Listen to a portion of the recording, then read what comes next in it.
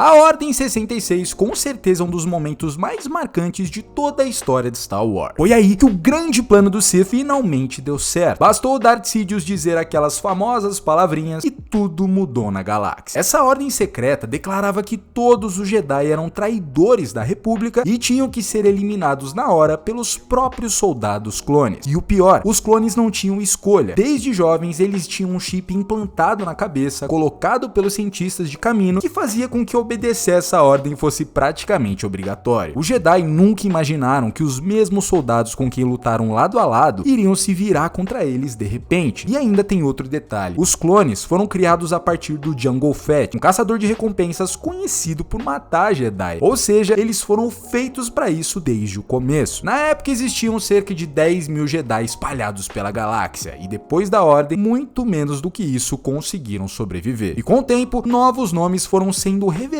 no cânone. Então no vídeo de hoje vamos ver todos os Jedi que conseguiram escapar da Ordem 66. Já deixa o seu like e se inscreve no canal para ajudar meu trabalho e bora lá. Yoda e Obi-Wan Kenobi. O Obi-Wan estava em Utapau quando a Ordem 66 foi ativada logo depois de derrotar o General Grievous. O comandante Code, que era super próximo dele, recebeu a ordem e nem pensou duas vezes. Mandou um AT-TE atirar no Jedi enquanto ele escalava um penhasco. O Obi-Wan caiu de uma altura enorme e foi dado como morto, mas conseguiu escapar. Depois disso, ele se encontrou com o Yoda e mais tarde levou o pequeno Luke até os seus tios em Tatooine. A partir daí, ele ficou escondido, vivendo no deserto e vigiando o garoto de longe. Enquanto isso, o mestre Yoda estava em Kashyyyk, o planeta dos Wookiees, liderando as tropas da República, e ele sentiu uma forte perturbação na força, a morte de vários Jedi ao mesmo tempo. Isso já foi um alerta. Quando os clones tentaram pegá-lo de surpresa, Yoda reagiu na hora e decapitou os dois com o sabre. Depois, com a ajuda do Chewbacca e do chefe Wookiee Tarful, ele conseguiu fugir e se exilou em Dagobah, onde mais tarde seria encontrado por Luke Skywalker. E tanto Yoda quanto Obi-Wan tinham sido treinados pelo Qui-Gon Jinn, e isso permitiu que os dois aprendessem a se tornar um só com a força depois da morte, aparecendo como aqueles famosos fantasmas da força que a gente já viu nos filmes. Ahsoka Tano. A Ahsoka liderava o cerco a Mandalore junto do Capitão Rex e da Companhia 332 quando a Ordem 66 foi ativada.